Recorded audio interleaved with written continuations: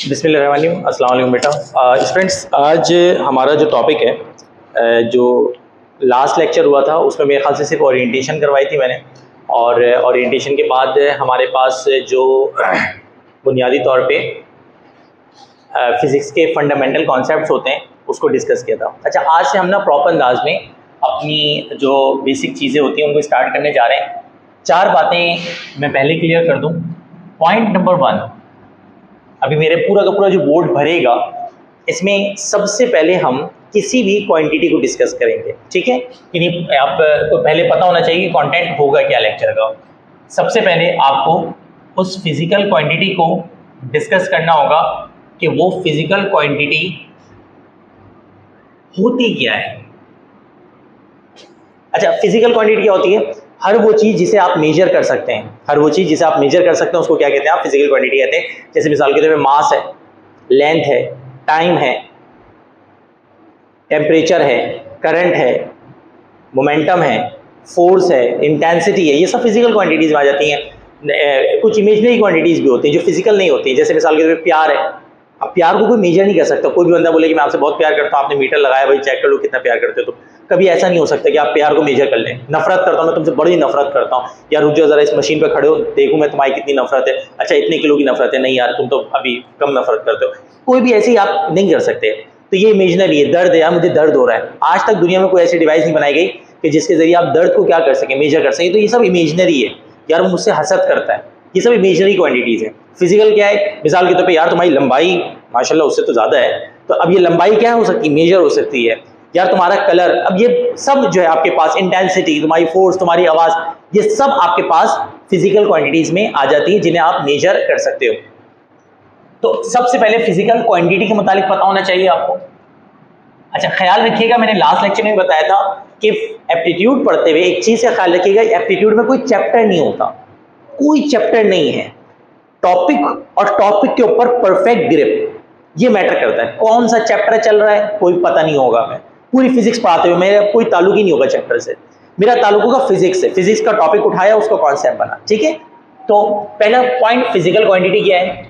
दूसरा, अगर वो फिजिकल क्वांटिटी और उसमें फॉर्मूला एग्जिस्ट करता है तो उसका फॉर्मूला क्या है, दूसरे नंबर पे। तीसरा, अगर बिलफर्ज उसका फॉर्मूला आपको पता चल गया है तो फिर उसकी यूनिट क्या है, तीसरी चीज। चौथे नंबर पे, आया वो स्केलर है या फिर वो वेक्टर है। ये मैं वो बातें कर रहा हूं आपसे कि जिसके मुतालिक मैं 99% एमसीक्यूज देखता हुआ आया, ठीक है? अच्छा जी, स्केलर है या फिर वेक्टर है। पांचवें नंबर पे आपको डिपेंडिंग फैक्टर्स को देखना पड़ेगा। छठे नंबर पे रिलेशन को डिस्कस करना होगा। यानी अभी मैं जो जो फिजिकल क्वांटिटी उठाऊंगा तो आपको पता चलेगा वक्त के साथ मैंने ये सामने चीज क्या बना के दी है। रिलेशन को डिस्कस करना होगा और सातवें में आपको उनके इंक्रीज या फिर डिक्रीज के कॉन्सेप्ट को डिस्कस करना होगा। ये जो मैंने आपके सामने चार्ट बनाया है, एमडीकेट के बच्चों के पास जो एमसीक्यूज आते हैं वो 200 आते हैं, और उसमें फिजिक्स के कितने एमसीक्यूज होते हैं? फिजिक्स से 25 थोड़ी होते हैं, 100 में से 25 होते हैं एनईडी वालों के। एमडीकेट के जो बच्चे होते हैं उनके फिजिक्स में 25 एमसीक्यूज नहीं होते। कितने होते हैं? 50 होते हैं, ठीक है ना? 50 होते हैं, 60 होते हैं, मेरे ख्याल से 50 होते हैं। अच्छा, जो इंजीनियरिंग वाले बच्चे हैं उनके फिजिक्स में अराउंड 25 एमसीक्यूज होते हैं। ये जो मैंने सामने चार्ट बनाया ना, जो अभी तक आपको समझ में नहीं आएगा कि सर बोलना क्या चाह रहे हैं, इस चीज में से याद रखिएगा कि अगर 25 एमसीक्यूज हैं तो कमोबेश 7 से 8 एमसीक्यूज इस कॉन्सेप्ट से होंगे। यानी अगर आज की क्लास आपको समझ में आ गई तो मेरा ख्याल है 5 से 6 एमसीक्यूज आप फिजिक्स के परफेक्ट अंदाज में कर सकते हैं, अगर मुझे प्रॉपर 1 घंटा मिल गया तो, ठीक है जी? तो ये हमारे पास physical quantity, formula, unit, scalar है या वेक्टर है, डिपेंडेंट फैक्टर्स कितने हैं, रिलेशन क्या है, इंक्रीज है या डिक्रीज का कॉन्सेप्ट है। आइए अब लेके बढ़ते हैं इसको बारी बारी, चलते हैं अल्लाह का नाम लेके सबसे पहले कॉन्सेप्ट की तरफ। मैं बिल्कुल बेस से स्टार्ट करूंगा और आप तमाम बच्चे रजिस्टर भी निकाल लीजिएगा। अगर बिलफर्ज आपको लिखने की जरूरत पड़े तो हाथ के हाथ आप लिख भी सकें। देखिए जी, सबसे पहले नंबर पे मैं आपके सामने लिख रहा हूं एक टॉपिक जिसका नाम है डिस्प्लेसमेंट। बहुत आसान से टॉपिक से स्टार्ट करूंगा ताकि आप लोगों को फिजिक्स की बेस से समझ में आना शुरू हो जाए। डिस्प्लेसमेंट एक फिजिकल क्वांटिटी होती है। सबसे पहली बात ये, डिस्प्लेसमेंट होता क्या है? तो बेटा याद रखिएगा, दो पॉइंट्स के दरमियान का जो कम तरीन फासला होता है, यानी कि shortest distance between two points, दो पॉइंट्स के दरमियान का जो कम तरीन फासला होता है उसे मेरा बेटा आप डिस्प्लेसमेंट कहते हैं। मुझे नहीं लगता इसके ऊपर मजीद लेक्चर देने की जरूरत है, आगे बढ़ जाता हूं। ये देखो, ये हो गया फिजिकल क्वांटिटी होती क्या है, क्लियर? अच्छा, उसके बाद किसकी बात होनी चाहिए? फार्मूला। क्या होता है formula? S is equal to V multiply by S is equal to क्या होता है? V multiply by T। S का जो फार्मूला होता है वो होता है V इंटू T। पिक कर रहे हैं मेरी बातों को? इधर तवज्जो रखिएगा, जो आ रहे हैं आने दें, जो जा रहे हैं जाने दें, आपको टॉपिक पे फोकस होना चाहिए। S इज इक्वल टू क्या हो गया भाई? VT। अच्छा, अल्लाह आपका भला करे, एक और की तरफ आ जाओ, पिक करते जा रहे हैं। फिजिकल क्वांटिटी हो गई, फार्मूला हो गया यूनिट,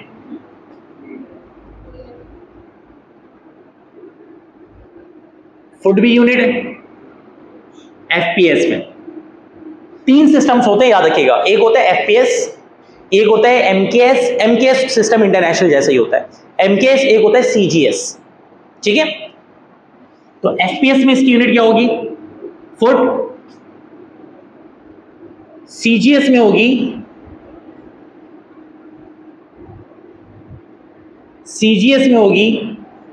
सेंटीमीटर, और सिस्टम इंटरनेशनल में होगी मीटर। सिस्टम इंटरनेशनल में मीटर। पिक कर गए? अच्छा, बदतमीजी होती क्या है हमारे साथ एप्टीट्यूड की फिजिक्स में? जब हम नॉर्मल फिजिक्स पढ़ रहे होते हैं, हमें पता है भाई सिस्टम इंटरनेशनल में यूनिट क्या होगी? मीटर। वो कहेंगे, आसान सी बात कर रहा हूं, वो कहेंगे in CGS unit of length is या डिस्टेंस इज, तो वो सीजीएस में पूछ लेंगे। एम के इस तरह से वो घुमा के देते हैं, उनको बस रिवर्स स्विंग दे रहे हैं ताकि आप बोल्ड हो जाएंगे इसी तरह। फुट एफपीएस में, सेंटीमीटर में सीजीएस, आ जाओ बेटा, और मीटर में क्या होगा? System international. आगे बढ़ते जाओ मेरे बेटा, इधर पे कीजिएगा। फिजिकल क्वांटिटी हो गई, फॉर्मूला हो गया, यूनिट हो गया इसके। अच्छा, डिस्प्लेसमेंट याद रखना कौन सी क्वांटिटी है? वेक्टर। आगे बढ़ जाओ, वेक्टर क्वांटिटी है।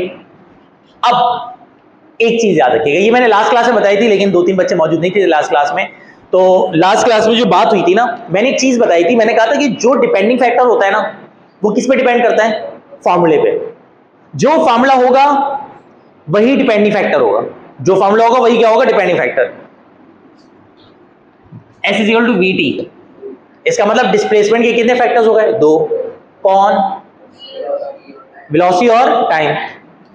तो फैक्टर्स जो हैं वो दो हो गए, एक हो गई वेलोसिटी और एक हो गया टाइम। अच्छा, बेसिक कॉन्सेप्ट से भी अगर देखें ना तो अंडरस्टूड सी बात है, अगर बॉडी की वेलोसिटी ज्यादा होगी, अगर बॉडी की वेलोसिटी क्या होगी? ज्यादा, तो उसका डिस्प्लेसमेंट भी ज्यादा होगा, और टाइम अगर उसके पास ज्यादा होगा तो भी डिस्प्लेसमेंट ज्यादा होगा। खुद ब खुद फैक्टर क्लियर हो गए। एक मिनट, डिपेंडेंट फैक्टर भी क्लियर। अब आ गया रिलेशन। अब रिलेशन क्या होता है? याद रखना, जो फॉर्मूला होता है ना वही रिलेशन होता है। अब घुमा घुमा के देते हैं, the relation between displacement and velocity is. अब आपको रट्टा लगाया हुआ आपने कि S is equal to VT होता है, आपने रट्टा लगाया हुआ बिंदास तरीके से, S is equal to VT, S is equal to VT, S is equal to VT। सवाल आ गया MCQs बन के, the relation between the displacement and velocity is dash, S is equal to V upon T, S is equal to S upon, चार अलग मंजन दिए, उसमें S is equal to VT एक है। तो जो फॉर्मूला होता है याद रखिएगा वही उसका रिलेशन होता है, यानी कि S is equal to VT, this formula is the relation between displacement, velocity and time. बात समझ में आ गई? रिलेशन भी क्लियर हो गया। अब एक और चीज, इसको लिखूंगा नहीं, मैं ऐसे ही बता दूंगा, इंक्रीज और डिक्रीज। इंक्रीज का मतलब क्या होता है? अगर फॉर्मूले में डायरेक्टली लिखा हुआ है तो इंक्रीज पे इंक्रीज, डिक्रीज पे डिक्रीज, और अगर फॉर्मूले में नीचे लिखा हुआ है तो इंक्रीज पे डिक्रीज, डिक्रीज पे इंक्रीज। सुनो, अगर if velocity of a body increases then displacement, if time increases then displacement increases and so on. समझ गए? तो यहाँ पे इत्तेफाक की बात है कि वो इन्वर्सली वाला है ही नहीं। हाँ, सपोज करो velocity decreases then displacement also decreases, if time decreases then displacement also decreases. मेरे ख्याल से ये पहला पोर्शन जो मैंने बच्चों की तरह स्टार्ट किया समझ में आ गया होगा। मुश्किल तो नहीं है, जल्दी से राइट डाउन कर लो फिर हम आगे बढ़ते हैं। यार रिलेशन का बड़ा सिंपल सा कॉन्सेप्ट है मेरा बच्चा। रिलेशन ये होता है, जो फॉर्मूला होता है ना वही रिलेशन को शो कर रहा होता है। एस, वी और टी, यहाँ पे कितने लोग हैं? 3 एस, वी और T. So it is the formula which shows the relation between displacement, velocity and time. So this is the relation between displacement and time और रिलेशन बिटवीन डिस्प्लेसमेंट और velocity. ठीक है, ये पहला टॉपिक है जिसको मैंने अभी कवर किया है। लाइन से अभी हम फिजिक्स के जितने फंडामेंटल कॉन्सेप्ट्स हैं उनको डिस्कस करते जाएंगे आने वाली 2 क्लासेस के दौरान। अच्छा जी, डिस्प्लेसमेंट। अब मेरे ख्याल से आप लोगों को टॉपिक की थीम समझ में आ गई होगी कि टॉपिक है क्या और कितनी इंपॉर्टेंट चीज है टॉपिक के अंदर, कि मैंने निचोड़ बना दिया टॉपिक के अंदर कि क्या क्या चीजें एमसीक्यूज में पूछी जा सकती हैं। अब अगला जो टॉपिक स्टार्ट करूंगा उसमें आप लोग मुझे भरपूर सपोर्ट देंगे, मुझे पता है, और लेट्स सी कि आप लोग दे पाते हैं या नहीं दे पाते हैं, क्योंकि सब फिजिक्स के फंडामेंटल कॉन्सेप्ट्स हैं। वेलोसिटी सबसे पहले होता क्या है, ये याद रखिएगा, rate of change of displacement velocity कहलाती है। कितनी डिस्प्लेसमेंट हो रही है कितने टाइम में, इसको मोहब्बत की जबान में क्या कहा जाता है? वेलोसिटी। अब इसके बाद क्या आएगा? Formula v is equal to S upon T, v is equal to S upon T. अच्छा जी, आपके पास यूनिट जो होगी वो क्या होगी? फुट पर सेकंड। अब यही फर्क है, अगर आपको फुट पर सेकंड, सेंटीमीटर पर सेकंड, फुट पर सेकंड, सेंटीमीटर पर सेकंड।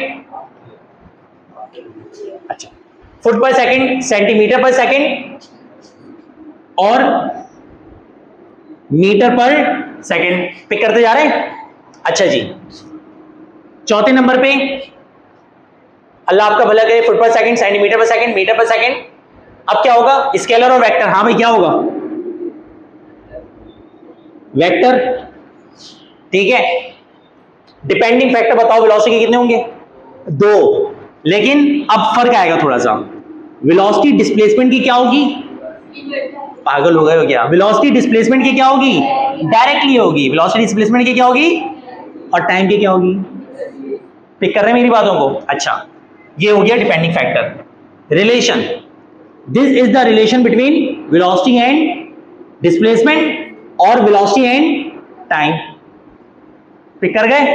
अच्छा, इंक्रीज और decrease, displacement increase, velocity increase, time increase, time decrease. Factor समझ में आ रहा है? यकीन माने मैं आपको 13 साल का ना अपना निचोड़ बता रहा हूं, 13 साल का निचोड़। कम वो बेश 10 to 15% जो एमसीक्यूज पूछे जाते हैं वो इन्हीं, अभी तो टॉपिक, अभी तो पिक्चर क्या हुई है, शुरू हुई है फिजिक्स के अंदर, बहुत कॉन्सेप्ट अभी आगे आएंगे। इन्हीं कॉन्सेप्ट के अंदर से घुमा फिरा के रिवर्स स्विंग करते हैं और बच्चे गिर जाते हैं। कुछ नहीं, अगर बच्चे ने डिटेल में टॉपिक को पिक किया हुआ ना, कॉन्सेप्ट की बारीक बीनी को पकड़ा हुआ, तो पूरी गाय को ना वो एक डोरी पे चला रहा होगा। फिजिक्स में करते क्या, मैं आपको बताऊं, मैं किसी बुराई नहीं कर रहा, लेकिन बच्चे को पढ़ा रहे होते हैं, बुक दे रहे होते हैं, बच्चा रट्टा मार रहा होता है, एमसीक्यूज के रट्टे मार रहा है। अभी रट्टा मार के कोई फायदा नहीं है, कॉन्सेप्ट बना लो, एमसीक्यूज खुद बनाओगे बैठ के, फिर आप क्लियर हो रहा है मेरी बात? अब इसको जल्दी से राइट डाउन करो। मैं एक काम दे रहा हूं आप लोगों को, ये वेलोसिटी दे दी मैंने, 2 टास्क दे रहा हूं, मशवरा दे रहा हूं, पेंसिल से कीजिएगा ताकि आपका काम गंदा ना हो। एक टॉपिक दे रहा हूं मैं एक्सेलरेशन, और उसके अंदर क्या क्या चीजें डिस्कस करनी है आप जानते हैं, एक्सेलरेशन। फिर एक टॉपिक में दे रहा हूं आपको एक्सेलरेशन के बाद फोर्स, और फिर एक आपको टॉपिक में दे रहा हूं लीनियर मोमेंटम। ख्याल रखिएगा, आपको यहां पे लीनियर और इसका ख्याल रखना होगा, लीनियर मोमेंटम।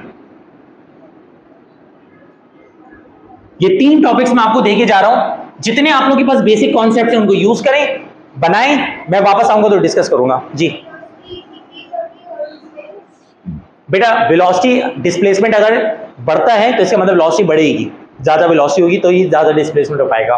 तो वेलोसिटी डिस्प्लेसमेंट एक दूसरे के डायरेक्टली हैं और टाइम के क्या हैं, इन्वर्सली है। इन्वर्सली का मतलब होता है एक चीज़ बढ़ेगी तो दूसरी चीज़ कम हो जाएगी और एक चीज़ कम होगी तो दूसरी चीज़ बढ़ जाएगी। चलिए जी, अब आगे चलते हैं। मैं जो क्लास निकल गई है फिर रिकॉर्डिंग में उसको थोड़ा सा स्टार्ट कर कवर कर लेना। एक्सेलरेशन के बाद हमारे पास वेलोसिटी के बाद एक्सेलरेशन। आओ भाइयों, पहला पॉइंट बताओ क्या होगा। Exactly, rate of change of velocity is called acceleration. Rate of change of velocity is called acceleration. अच्छा जी,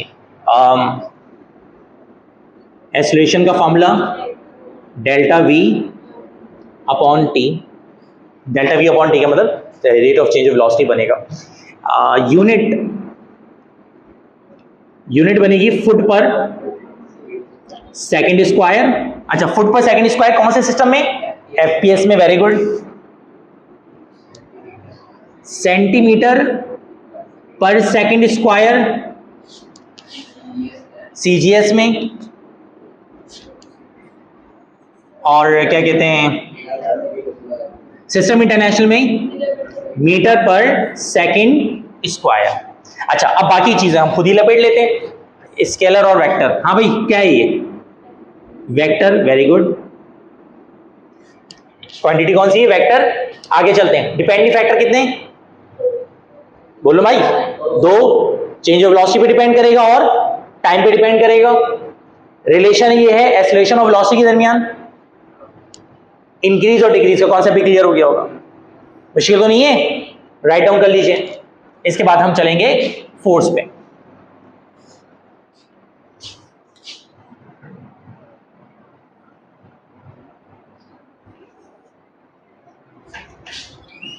टाइम पे आएगा, राज आज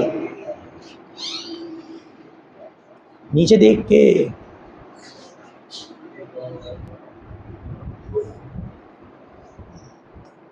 एक बात ना आप तमाम बच्चे याद रखिएगा, जो जो लेट आ रहे हैं या मिसाल के तौर पे टहलते हुए आ रहे हैं, एक क्लास होती है फर्स्ट या सेकेंड ईयर, एक क्लास होती है एप्टीट्यूड फिजिक्स। नोट कीजिएगा, एप्टीट्यूड की जब फिजिक्स पढ़ा रहा हूँगा ना तो मैं इतनी बातें भी नहीं करूँगा, तफरी वफरी। और फर्स्ट या सेकेंड ईयर की क्लास आप में से मेजॉरिटी ने मुझसे ली हुई है, तो आप देखेंगे बहुत तफरी भी हो रही होती है, इंपॉर्टेंट भी बता रहा हूँ, नोट्स प्रॉपर काम करवा रहा हूँ। यहाँ पे ना याद रखिएगा आपके कॉन्सेप्ट की वैल्यू है। आप इस काम को कंप्लीट भी कर लेना, ये पूरा भी बोर्ड भरेगा, 3 दफ़ा बोर्ड भर जाएगा, आपने काम कंप्लीट कर लिया। बिलीव मी, इस काम कंप्लीट करने का कोई फायदा नहीं होगा। बहुत से लोग कहते हैं हमें कोई बुक बता दें, हम उस बुक में से कर लेंगे। ये जो मैं अभी बता रहा हूँ, बातों बातों के दरमियान जो चीज़ें समझा रहा हूँ, आप लोग पिक कर रहे होंगे कि हाँ यार, इस चीज़ को इस तरह से ट्विस्ट किया जा सकता है। तो याद रखिएगा कि अगर क्लास 12:30 बजे, आपसे कोई ज़्यादा टाइम नहीं मांगा जा रहा। आप सिर्फ किस दिन आते हैं, संडे के रोज़ आते हैं। संडे आपका बर्बाद होगा, लेकिन आफ्टर 5 to 6 मंथ्स आपको आइडिया होगा कि संडे को बर्बाद करके आपने अपना जो बेसिक कॉन्सेप्ट है उसको कहाँ से कहाँ पहुँचा दिया है। और ये अगर बिल्कुल आप यूनिवर्सिटी टेस्ट जिस टाइम पे हो उस वक्त आप मैसेज करें और आप 1 लाख रुपए लेके ना जेब में फिर रहे हो, तो बिलीव में आपको एडमिशन तो कोई भी दे देगा, कॉन्सेप्ट कोई नहीं दे सकता, क्योंकि एक चीज प्रॉपर अंदाज में करने के लिए टाइम चाहिए होता है। तो आप लोग नेक्स्ट क्लास से जो जो बच्चे लेट आ रहे हैं, टाइम का ख्याल रखा करें और वक्त पे आया करें। चलते हैं कि फोर्स पे। अभी 3 कॉन्सेप्ट हो गए, फोर्स की बात करते हैं। फोर्स, अब सोचो कि फिजिक्स में आप लोग फोर्स कब से पढ़ते हुए आ रहे हो और कब से पढ़ते हुए आ रहे हो। फोर्स की डेफिनेशन जी, प्रेशर, प्रेशर नहीं दिया, अभी तो फार्मूला बता दिया। फोर्स है क्या, डेफिनेशन पूछनी है, दोबारा बोलो। मूव कराने। अब सुनो फोर्स क्या है, याद रखना फोर्स एक ऐसा फैक्टर है जो बॉडी की स्टेट को चेंज करने की कोशिश करता है या चेंज करता है। आप फोर्स लगा के किसी भी बॉडी की स्टेट को क्या करते हैं, असल में चेंज करते हैं। अगर इमेजिन कर लो कोई बॉडी रेस्ट में, आपने फोर्स लगाई तो वो किस में आ जाएगी, मोशन में आ जाएगी। अगर वो बॉडी मूव कर रही है और फोर्स लगाई तो वो किस में आ जाएगी, रेस्ट में आ जाएगी, या फिर आप उसकी कोशिश करेंगे। तो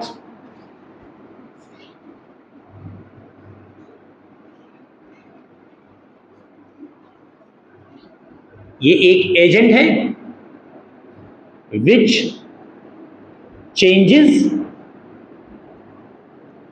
or tends to change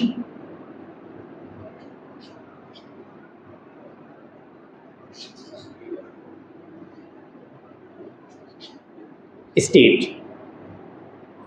of body। ये बॉडी की स्टेट को या तो चेंज करता है या फिर चेंज करने की क्या करता है, कोशिश करता है। चलो जी मान ली बात। ये अगर फॉर्मूला नहीं पता तो बेटा चुल्लू पर पानी में डूब के मर जाना। फोर्स का फॉर्मूला गली पूछेगी, किसी बच्चे से पूछोगे तो बता देगा। F इजिकल टू क्या होता है, ma। अच्छा F इजिकल टू ma होता है, ठीक है जी। क्योंकि मैं अभी बेसिक पढ़ा रहा हूं, इनके अंदर डीपनेस बहुत है, हर टॉपिक के अंदर गहराई मौजूद है। मैं गहराई की तरफ जा ही नहीं रहा, मैं फंडामेंटल ऊपर से टच करके गुजर रहा हूं, क्योंकि लेक्चर जो है अपने स्टार्ट का सेकंड लेक्चर आज एप्टीट्यूड पे हमारा। F इजिकल टू क्या होता है, ma, ठीक है जी। आप बताएंगे आपके अगर F इजिकल टू ma होता है, इसको बाद में डिस्कस करते हैं। यूनिट में आ जाते हैं। सबसे पहली बात ये कि फोर्स की यूनिट FPS। FPS में क्या होती है, FPS यानी फुट पाउंड सेकंड में क्या होती है, बस यही होता है, ये जिंदगी यही है। फोर्स की यूनिट न्यूटन है, आपको पता है, जो टेस्ट बना रहा है उसको भी पता है। समझ आ रही बात, ये गेम समझे इसका। मैं जो स्टार्ट में आपको समझाना चाह रहा हूं, जो आपको पता है वो उसे भी पता है, तो वो आपसे वो पूछेगा नहीं जो आपको पता है, वो आपसे वो पूछेगा जो आपको नहीं पता है। लिहाजा अब आपको वो पता करना है जो आपको नहीं पता है। कितना गहरा फलसफा हो गया। अब आपको पता है फोर्स की यूनिट जैसे वहां से आवाज न्यूटन, मुझे पता है, वो तो पता है केजी मीटर पर। फोर्स की यूनिट याद रखिएगा FPS में होती है पाउंड। फोर्स की यूनिट क्या होती है, पाउंड। इसकी शॉर्ट फॉर्म होती है LB। शॉर्ट फॉर्म क्या होती है, LB। यही अभी तक ही देखें, अभी तक के कॉन्सेप्ट में मेरे ख्याल से एक ऐसा कॉन्सेप्ट आया जो नहीं पता था आपको, वो उठा के इन सब में से यही देगा, पाउंड। अच्छा जी, CGS में नहीं पता। बीवी शादी के कई सालों के बाद क्या लगने लग जाती है, बीवी शादी के कई सालों के बाद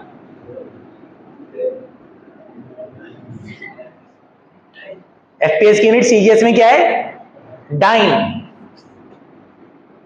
और बेटा सिस्टम डायरेक्शन में अगर नहीं पता तो फिर तो ऑब्वियस बात है कि शर्मनाक बात होगी, न्यूटन। ठीक है, तो FPS में इसकी यूनिट होती है पाउंड होती है, CGS में डाइन होती है, और सिस्टम डायरेक्शन में यूनिट इसकी न्यूटन होती है। अच्छा, स्केलर मानोगे या वेक्टर,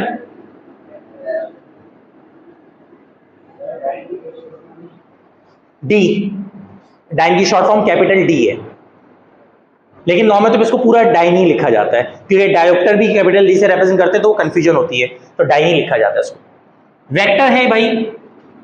अच्छा जी, वेक्टर के बाद अब मैं बाकी चीजों की नहीं पढ़ा रहा, तो डायरेक्ट आ जाते हैं। फोर्स के डिपेंडिंग फैक्टर कितने हो गए भाई, मास और एक्सेलरेशन। मास ज्यादा, मास कम, एक्सेलरेशन कम, एक्सेलरेशन ज्यादा, वो क्लियर हो गया भाई। Relation, this is the relation. देखिए F इजिकल टू ma, एक और फॉर्मूला बताऊं, power is equal to force upon area, एक और फॉर्मूला ये भी होता है। तो यहां से F का फॉर्मूला बन सकता है F is equal to PA। This is also the relation, but it is the relation between force and power. It is the relation between, relation को समझें, relation between force and power, and this is the relation between, कहां गया, this is the relation between force and mass या force and acceleration. अच्छा, increase और decrease का concept है clear. अगर हम मास इंक्रीज करेंगे फोर्स क्या होगी, इंक्रीज। मास डिक्रीज करेंगे फोर्स क्या होगी, डिक्रीज। एक्सेलरेशन इंक्रीज करेंगे फोर्स क्या होगी, इंक्रीज। और एक्सेलरेशन डिक्रीज करेंगे तो फोर्स क्या होगी, डिक्रीज। पिक कर गए। अच्छा जी, फोर्स के बाद मैंने कौन सा टॉपिक दिया था, लीनियर मोमेंटम। अच्छा ख्याल रखिएगा, देखिए मैंने वर्ड यूज किया तरीके से, लीनियर मोमेंटम। मेरे बेटा लीनियर मोमेंटम क्या होता है किसी को पता? Product and mass and velocity, बिल्कुल सही है, फॉर्मूला है असल में। लीनियर मोमेंटम कुछ नहीं बेटा, quantity of linear motion possessed by a body, quantity of linear motion, quantity of linear motion possessed by body is called linear momentum. अच्छा जी, अब चलते हैं अगले पे। ये क्वांटिटी ऑफ लीनियर मोशन होता है। P इजिकल टू क्या होता है पता है? mv। P is equal to mv होता है। यूनिट, अच्छा जी, अब याद रखिएगा, एक तो इसकी यूनिट जो होती है नॉर्मल तौर पे वो होती है KG metre per second. System international की बात कर रहा हूं, केजी मीटर पर सेकंड, जो कि केजी मीटर पर सेकंड जो है वो इक्विवेलेंट आ जाता है, किसके बराबर आता है? न्यूटन पर सेकंड नहीं, न्यूटन सेकंड के किसके बराबर आ जाता है? अब जरा बताओ मोमेंटम की यूनिट एफपीएस में क्या होगी? यार इतने तुम लोग नालायक हो, मुझे अंदाजा नहीं हो रहा। मैंने कहा कि सिस्टम इंटरनेशनल में इसकी जो यूनिट है, सिस्टम इंटरनेशनल में इसकी जो यूनिट है वो है न्यूटन सेकंड। न्यूटन सेकंड है। बताओ एफपीएस में क्या होगी? एग्जैक्टली एफपीएस में इसकी होगी पाउंड सेकंड, और सीजीएस में क्या होगी? Dine second.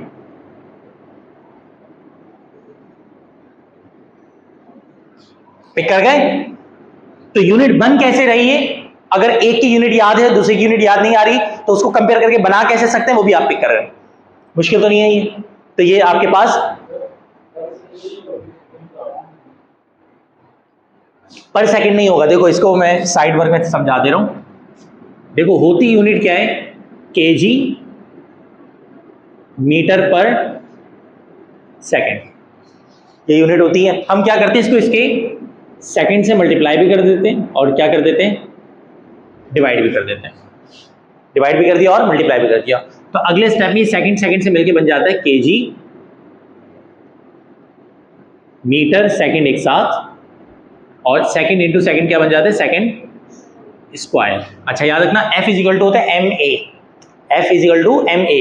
तो F is equal to M A का मतलब force equal to M A, यानी force equal to mass into acceleration, यानी केजी और metre per second square equivalent किसके होता है?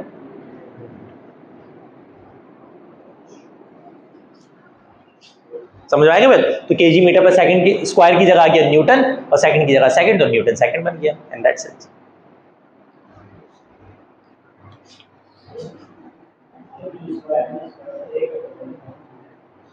अबे वो तो मैंने लगाया है ना। देखो मुझे तो न्यूटन बनाना था ना, इसको भी, इसको F इजिकल टू क्या है? एम ए।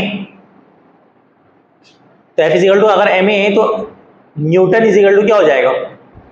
KG metre per second square. तो मुझे कुछ ऐसा करना है कि kg metre per second square आ जाए ताकि मैं उसको किसके इक्विवेलेंट ठोक दूं? न्यूटन के। समझ आई बात? तो वो KG metre per second square क्या बन गया? न्यूटन, और फिर वो सेकंड की जगह सेकंड रहा। अदरवाइज वो तुम काट दूंगा तो वो तो अगेन वहां पर बन जाएगा। तो यही करता रहूंगा, ठीक है? तो इक्विवेलेंट लाना है भाई। तो ये हमारे पास आ गया मेरे बेटा लीनियर मोमेंटम। चलते नेक्स्ट पे, 6 पॉइंट। लीनियर मोमेंटम के बाद मेरा बेटा बारी आ जाती है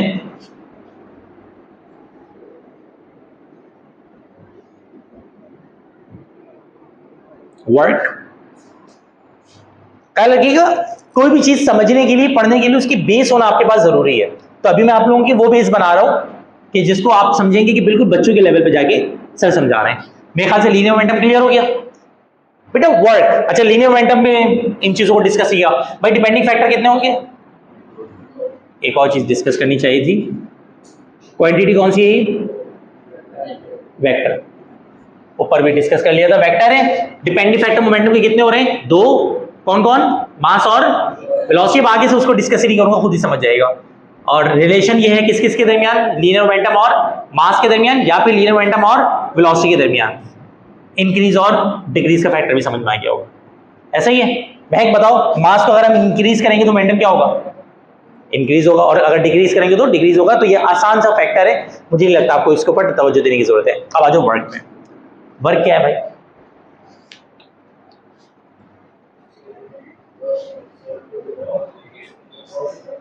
बिल्कुल सही कहने से आगे बढ़ो।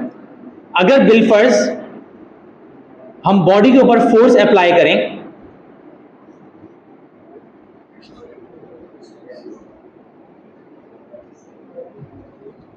और बॉडी डिस्प्लेस कर जाए तो हम कहते हैं कि काम हो गया।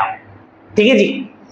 अच्छा जी, W का फॉर्मूला जो है वो होता है work is equal to F dot D. F dot D का मतलब होगा कि it is the dot product of force and displacement. F dot D का मतलब क्या हो जाएगा? Force is the dot, work is the dot product of force and displacement.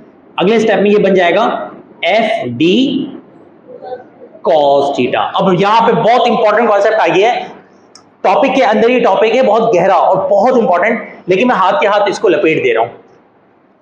ये मैं साइड पे समझा रहा हूं और इसमें से बहुत एमसीक्यूज आए हैं पास पेपर में। जब मैं पास पेपर की प्रैक्टिस करने दूंगा तो पास पेपर में देखना इसके बहुत एमसीक्यूज हैं, स्पेशली एनईडी वालों को तो बहुत देते हैं वाला एमसीक्यूज। एफडी कॉस थीटा, जब भी किसी फॉर्मूले में क्या आ जाए कॉस थीटा, जब भी किसी फॉर्मूले में कॉस, यहीं पे कर लो बैठे बैठे, जब भी किसी फॉर्मूले में क्या आ जाए कॉस थीटा, तो याद रखिएगा उसकी 3 कंडीशंस बन जाती हैं। मैक्सिमम, मिनिमम, यानी अब इसके बाद जब भी कॉस आएगा किसी फॉर्मूले में तो फिर मैं ये बताऊंगा नहीं, आपसे डायरेक्ट पूछूंगा मिनिमम और ऑपोजिट। किसी भी फॉर्मूले में अगर कॉस आ जाए, मैक्सिमम, मिनिमम और ऑपोजिट। मैक्सिमम को पॉजिटिव भी बोलते हैं, मैक्सिमम को पॉजिटिव भी बोलते हैं, निकनेम है इसका। मिनिमम को जीरो भी बोलते हैं और ऑपोजिट को नेगेटिव भी बोलते हैं। बिल्कुल सही पिक किया आपने, ऑपोजिट को नेगेटिव भी बोलते हैं। ये 3 बातें समझ में आ गई। कभी भी किसी फॉर्मूले में क्या घुस जाए कॉस। अच्छा, अगर किसी फॉर्मूले में कॉस ना हो बल्कि क्या हो साइन हो, तो याद रखिएगा उसकी सिर्फ 2 कंडीशंस होती हैं। किसी भी फॉर्मूले में कॉस, क्योंकि देखें आप जितने भी फिजिक्स के अंदर फॉर्मुलाज पढ़ेंगे ना उनमें या तो कॉस आएगा या तो क्या आएगा साइन। जितने भी कॉस के फॉर्मुलाज हैं, जैसे मैं एग्जांपल देता हूं 2-3 formulas, W equal to F D cos theta है, आगे पावर आएगा एफ वी कॉस थीटा, ठीक है। आगे सेकेंड ईयर फिजिक्स में एक टॉपिक आएगा बीना कॉस अल्फा, ठीक है। इस तरह से बहुत सारे फॉर्मुलाज आते जाएंगे ना, तो कॉस कॉस कॉस, बहुत सारे फॉर्मुलाज में साइन आएगा। आप जब पढ़ेंगे तो आपको आइडिया होगा बहुत सारे उसमें साइन का फैक्टर आ रहा है। तो साइन वाले में सिर्फ 2 कंडीशंस होती हैं, मैक्सिमम और मिनिमम। तो अब मैंने एक ही जुमला बता के अराउंड आपको 50-60 एमसीक्यूज एक साथ क्लियर कर दिए एक जुमले के अंदर। किसी भी, मैं बोलूं वर्क के, बताओ कंडीशंस कितनी है 3। इसका मतलब जितने भी फॉर्मुलाज फिजिक्स में हम पढ़ेंगे जिसमें कॉस थीटा आएगा और उसमें पूछ लें कि बताओ इसमें कंडीशंस कितनी है, तो आप क्या बोलेंगे 3। और अगर साइन, अगर यहाँ पे लिखा होता, इमेजिन कर लो एफ डी साइन थीटा लिखा होता और बोलता है इसमें बताओ कितनी कंडीशन है, 2। तो पहले तो कंडीशंस हो गई। अच्छा, कौन कौन सी, ये भी क्लियर हो गई, मैक्सिमम, मिनिमम, ऑपोजिट, और उसमें मैक्सिमम और मिनिमम। अच्छा, मैक्सिमम आपको पता ही होगा क्या कहेंगे पॉजिटिव, और मिनिमम क्या होगा 0। भाई साहब ये थोड़ा सा फोकस कीजिएगा मेरे ऊपर। मैक्सिमम याद रखिएगा, एक मेरे पास बोर्ड पे जगह नहीं है, मैं ऐसी वर्ड भी बता दे रहा हूं, बाद में लिख लीजिएगा। 0 डिग्री को ना पैरेलल बोलते हैं, यानी मैं 0 डिग्री बोलूं या इंग्लिश में पैरेलल बोलूं, मतलब क्या है एक है। अच्छा, 90 डिग्री को क्या बोलते हैं, परपेंडिकुलर बोलते हैं। 90 डिग्री को क्या बोलते हैं, तो मैं इंग्लिश में परपेंडिकुलर बोलूं या 90 बोलूं, बात एक ही है। अच्छा, ऑपोजिट को 180 बोलते हैं, तो मैं 180 बोलूं या बात क्या है, एक ही है। अच्छा, याद रखिएगा cos 0 होता है 1, तो याद रखिएगा मैक्सिमम उस वक्त होगा cos का फैक्टर जब थीटा कितना हो 0, यानी इंग्लिश वर्डिंग में पैरेलल। इधर आ जाओ, 0 उस वक्त होगा जब थीटा कितना होता है 90। cos 90 क्या होता है 0, cos 0 क्या होता है 1, और cos 90 कितना होता है,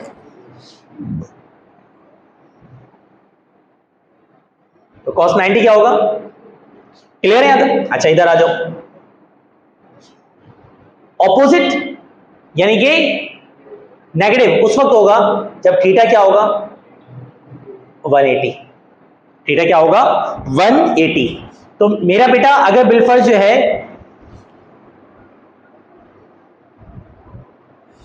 थीटा क्या होगा 180। तो अब यहां पे जरा पिक कीजिएगा तीनों कॉन्सेप्ट को एक साथ। ये आ गया मैक्सिमम पैरेलल के लिए, ये जीरो को मैं पैरेलल बोल रहा हूं जानबूझ के ताकि कॉन्सेप्ट ध्यान में बैठे। मिनिमम उस वक्त हो रहा है जब क्या होगा परपेंडिकुलर, और ऑपोजिट क्या होगा जब एंगल क्या होगा ऑपोजिट। ठीक है, अब यहां पर आ जाओ पॉजिटिव। यहां पे मैक्सिमम या पॉजिटिव उस वक्त होगा जब थीटा कितना होगा 90, क्योंकि साइन 91 होता है। और मिनिमम की दो कंडीशंस हैं, या तो थीटा 0 हो या फिर थीटा क्या हो 180 हो। ये सुनने में आप लोगों को बहुत अच्छा लग रहा होगा, समझ में भी बहुत अच्छे से आ रहा होगा। जब इसके एमसीक्यूज आते हैं तो गिर जाता है बच्चा। एमसीक्यूज के वक्त में पिक करना है बहुत रिलैक्स होके। पहले बताओ कॉस और साइन के फैक्टर समझ में आ गए। अब मैं इसके नीचे ना इसकी कंडीशंस बता ही नहीं रहा, बस इतना लिख दे रहा हूं कि आपको इसकी कंडीशंस के कॉन्सेप्ट क्लियर होने चाहिए, ताकि जब आप टेस्ट देने जाएं और आप अपने ये बुलेट पॉइंट्स को याद करें बैठ के, तो आपको पता होगा कंडीशन कॉन्सेप्ट को भी ज़हन में घुसाना है। जरा आओ मेरे साथ पढ़ो कंडीशन कॉन्सेप्ट। वर्क की कितनी कंडीशन होगी इसका मतलब है 3। बताओ कौन कौन, पॉजिटिव, नेगेटिव और जीरो, या मैक्सिमम मिनिमम और जीरो, मैक्सिमम मिनिमम और नेगेटिव। ठीक है, अच्छा जी बात ये है कि भाई अगर फोर्स, अच्छा जो एंगल, जो दो चीजें होती है ना इनको भी बहुत गहराई में समझना। एक दफा हुआ था डाउ के टेस्ट में हुआ था, पहले डाउ का अलग होता था, अब क्या होता है एमडीकेट होता है। एमडीकेट का मतलब ये है कि सबके टेस्ट एक साथ होते हैं। पहले होता था ये सारी यूनिवर्सिटीज अलग अलग लेती थी, डाउ वाले अलग लेते थे, केएमडीसी वाले अलग लेते थे, जेएसएमयू वाले अलग लेते थे, सब अलग अलग लेते थे। तो डाउ के मेरे ख्याल है टेस्ट में हुआ, उन्होंने क्या कहा, उन्होंने कहा work will be maximum if the relation between या angle between force and velocity will be dash, या फोर्स इस तरह से कुछ किया था उन्होंने। तो भाई ये जो रिलेशन देखा जाएगा ना, एंगल देखा जाएगा, वो उन दो के दरमियान देखा जाएगा जो उसके आगे दो वेक्टर लिखे हुए। तो हियर अब जुमले को पिक करते जाना, work will be maximum if force is parallel to displacement, यानी force is 0 degree at displacement. Work will be minimum if force is perpendicular to displacement, and work will be negative या opposite if force is at 180 degree at with the displacement. अब इसको किसी भी तरीके से जहन में बैठा लीजिए आप अपने, पिक कर गए। ये जब एमसीक्यूज आएगा तो कीजिएगा आप। कंडीशंस के कॉन्सेप्ट के बाद अब आपके पास आ जाए जरा, अब क्या होगा, अब क्या पढ़ेंगे भाई, यूनिट्स। अब यूनिट को डिस्कस करेंगे भाई साहब। यूनिट एफपीएस में बताओ क्या बनेगी, एफपीएस में इसकी यूनिट क्या बनेगी है?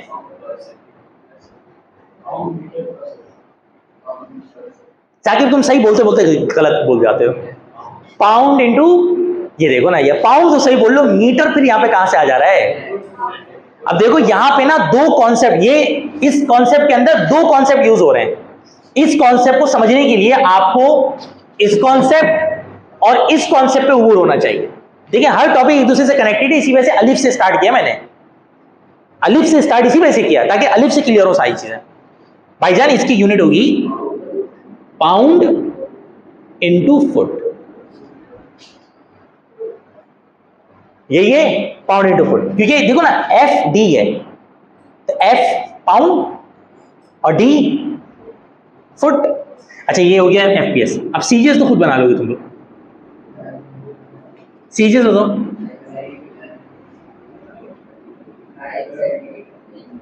डाइन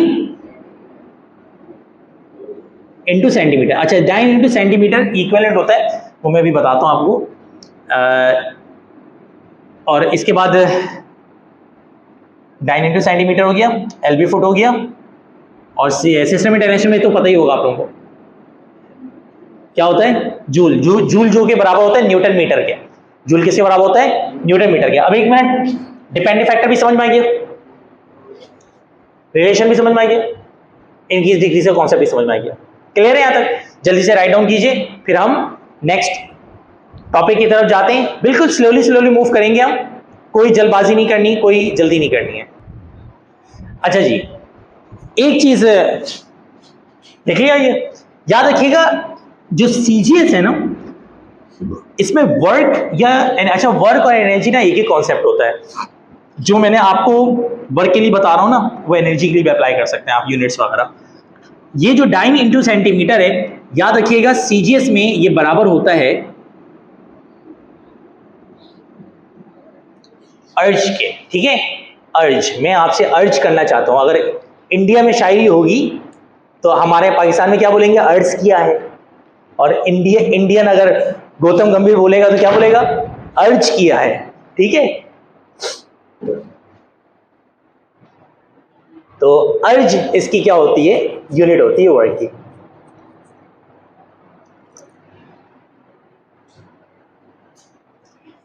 स्टूडेंट्स, हमारे पास वर्क के बाद अब ये याद रखिएगा, टोटल मिला के अराउंड मेरा ख्याल है 50-55 के करीब ऐसे बेसिक कॉन्सेप्ट्स होते हैं। और ये कॉन्सेप्ट्स एक दफा से पिक करने की जरूरत है। ख्याल रखिएगा कि इस पूरे टॉपिक के अंदर रट्टा कुछ भी नहीं है, और हर टॉपिक दूसरे टॉपिक से कनेक्टेड है।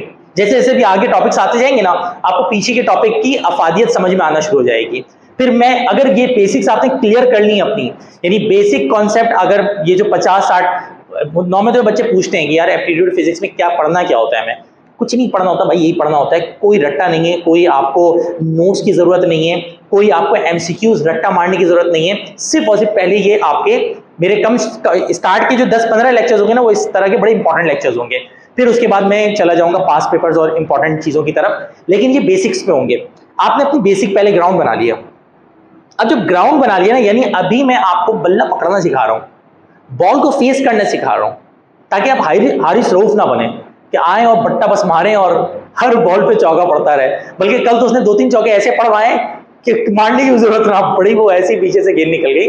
तो अल्लाह का शुक्र है कि श्रीलंका हार गया था, वरना कल हमें और दुख होता कि बेचारा क्या कहते हैं, पाकिस्तान जो है ना जीत जाए। पाकिस्तान तो वैसे ही नहीं जीत रहा। तो खैर अल्लाह का शुक्र है, हम बाहर हो गए, सुकून हो गए, और डिजर्व भी नहीं करते थे कि हम आगे जाएं। लेकिन ये है कि आपको सबसे पहले बेसिक्स क्लियर हो।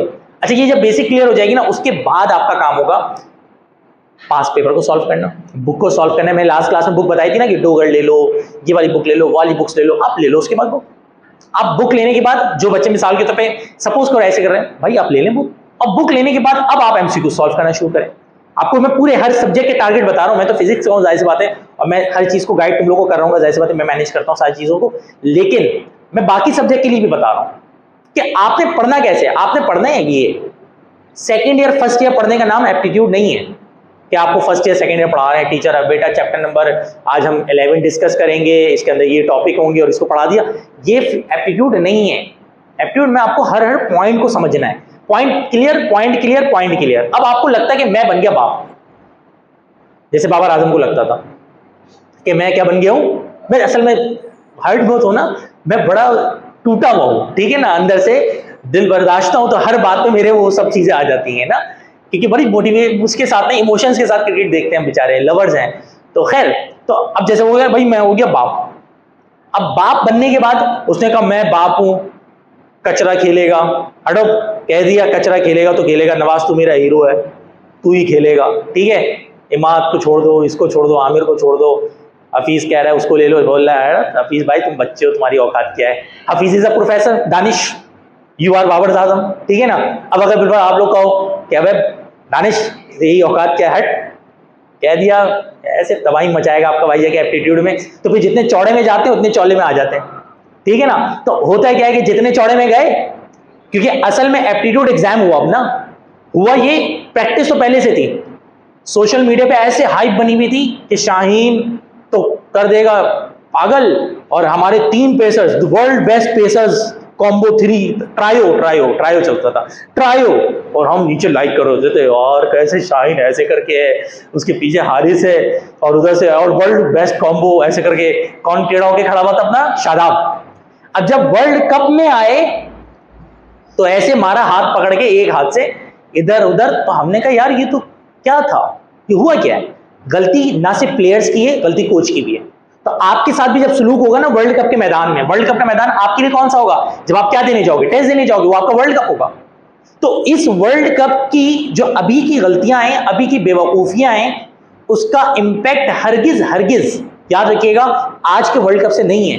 ये पिछले 1 साल की बेवकूफियां हैं, 1 साल के चौड़ेपन है, 1 साल की जो ओवररेटेड कंडीशन थी, उसका इंपैक्ट और खमियाजा भुगतना पड़ा। लेकिन अब आके अगर बिलफर्ज आप कोशिश कर भी लो, कुछ कर नहीं सकते। तो वैसे ही आपके साथ होगा।